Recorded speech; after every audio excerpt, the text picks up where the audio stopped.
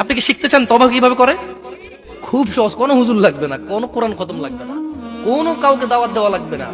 দিন হতে হবে জরুরি নয়, রাত হতে হবে জরুরি নয়, নামাজের সময় হতে হবে জরুরি নয়, জরুরি নয় ওযু থাকতে হবে। তওবা এখন এখানে করা যায়। মানে রিটার্ন। তওবা মানে কি?